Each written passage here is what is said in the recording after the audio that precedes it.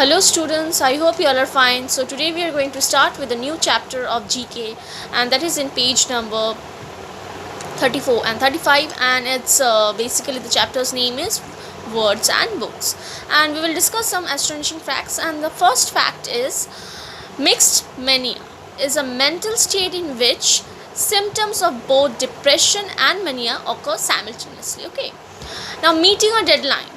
Now, this saying apparently stems from the prison camps during the Civil War, and where a line was drawn to demarcate the boundaries for the prisoners, and this line came to be known as the deadline. Okay, because any prisoner who attempted to cross this one line was shot. Now, the second or the third fact you can tell. Second fact I've told. Mark Twain once admitted that he wasn't terribly creative in creating Huckleberry Finn. He based the characters almost precisely in his childhood friend Tom Blanchett. So he was not at all creative enough in Huckleberry Finn. Now, Pride and Prejudice was originally entitled The First Impressions, but when the novel was initially rejected by publisher John Augustine, made important alterations including a little title change, and the revision was made between 1811 and 1812. Okay, now comes the next astonishing fact, that is John Steinbeck. So original manuscript for Mice and Men was eaten by a dog. Steinbeck's puppy Toby was left alone once evening and effectively ate some important homeworks. Steinbeck wrote of its incidents to his agents and said, "I was pretty mad, but the poor little fellow may be acting very critically." Okay, so he ate up this person's or author's some important documents.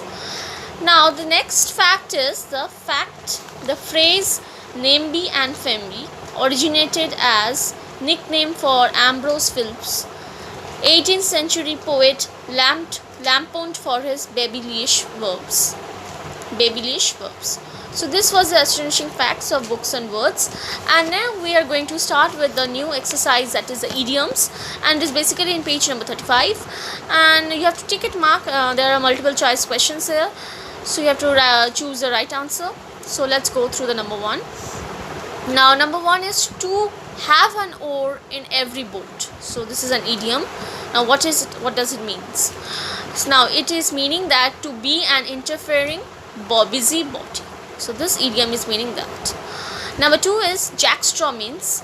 Now, jackstraw means somebody who was widely considered to be good for nothing. Jackstraw.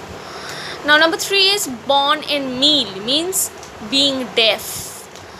Now, next one, baker's dozen. Now, baker's dozen means that this means 13, because in olden times the baker would give an extra loaf to ensure that they were not ripping off their clients. Heavy fines existed for the bakers who failed to confine to their regulations. So this is the baker dozens. Now, the fifth question is that the idiom is to jump on the bandwagon means you can say American election of each year, when candidates would ride the streets in wagons and local dignitaries would ride on the wagons of their favorite candidates to show support. So they will ride on the favorite wagons to show their support. Now comes the sixth one, that is having an eye on the fish and the loaves.